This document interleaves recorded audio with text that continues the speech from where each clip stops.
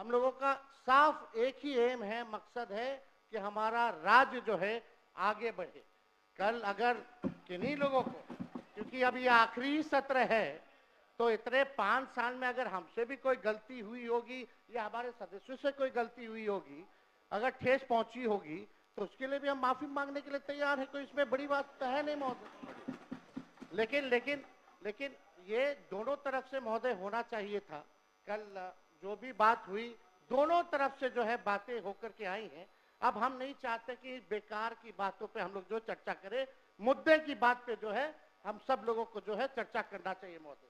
कल जो हम बता रहे थे महोदय कि अगर बाहरियों की बात आई है तो इलेक्शन कमीशन कौन होता है तय करने वाला? वो तो भारत सरकार और केंद्र मंत्रालय का गृह विभाग का ड्यूटी है। इलेक्शन कमीशन का काम है निष्पक्ष चुनाव कराना, और इलेक्शन कमीशन ने एफिडेविट किया है सुप्रीम कोर्ट में 700 से भी अधिक पन्नों का, जिसमें कहीं भी जो है विदेशी शब्द का जिक्र नहीं है, नेपाली, बांग्लादेशी, म्यांमार का जिक्र नहीं है महोदय।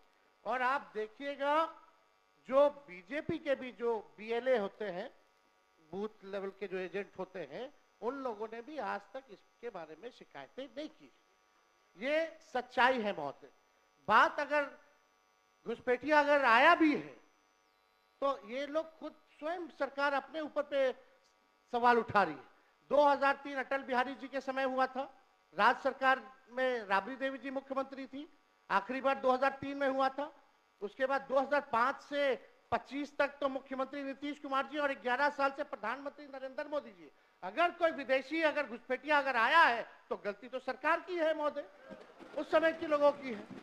तो ये बड़ा प्रश्न जो है, ये सवाल बेकार की बातों में हम लोगों को उलझना नहीं चाहिए। हम सब लोगों का मकसद होना चाहिए कि एक एक बिहारी का वोटर लिस्ट से नाम ना कटे। इस निष्पक्षता से चुनाव आयोग काम करे, इसलिए हम लोग जो है चर्चा कर रहे हैं।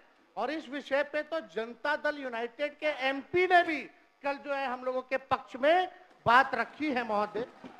और बीजेपी के एनडीए के जो सबसे बड़े सहयोगी दल चंद्रबाबू नायडू ने भी जो है हम लोगों के साथ जो है सहयोग किया है, और इलेक्शन कमीशन को भी उन्होंने सुझाव दिया है महोदय।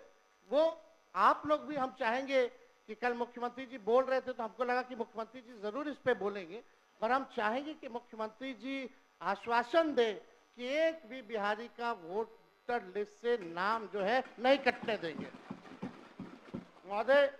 क्योंकि जाति आधारित गणना जब हम लोगों ने कराया था तो 9 से 10 महीने लगे थे बिना डॉक्यूमेंट के, 9 से 10 महीने। और उन 9 से 10 महीने में बीजेपी के ही लोग कहते थे कि हमारे पास नहीं आया। तो 25 दिन में कहां से 8 करोड़ लोगों के पास चले गए होंगे महोदय?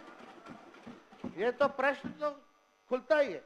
तो हम तो सारी बातें महोदय कल कह ही दिए थे।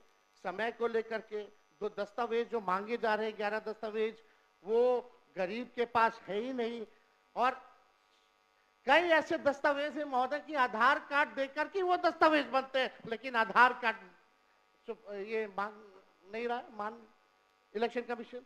तो ये बड़ा सवाल जो है महोदय होता है, खास तौर पे 4.5 करोड़ जो बिहार के लोग बाहर जाकर के कमाने खाने जाते हैं। अब पता नहीं कोरोना के टाइम में तो 40 लाख लोग आया था, तो क्या स्थिति हुई थी। अब ये 4.5 करोड़ लोग कैसे इन लोगों ने सत्यापन किया है, इस पे बड़ा सवाल जो है खड़ा होता है। तो हम चाहेंगे महोदय, आपने समय दिया, इसके लिए हम आपको दिल से धन्यवाद देते हैं।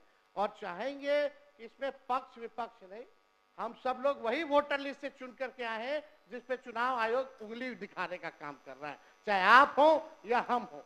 यानी सारा चुनाव ही 2003 के बाद से फर्जी है। तो ये बड़ा सवाल खड़ा होता है। कम से कम अपने मालिकों के बारे में हम सब लोगों को सोचना चाहिए। उन गरीब, वंचित, शोषित समाज जो अंतिम पैदान पे जो खड़ा जो समाज है, उनको एक ही अधिकार बाबा साहब संविधान में दिए हैं, वोट का अधिकार। वोट का इतना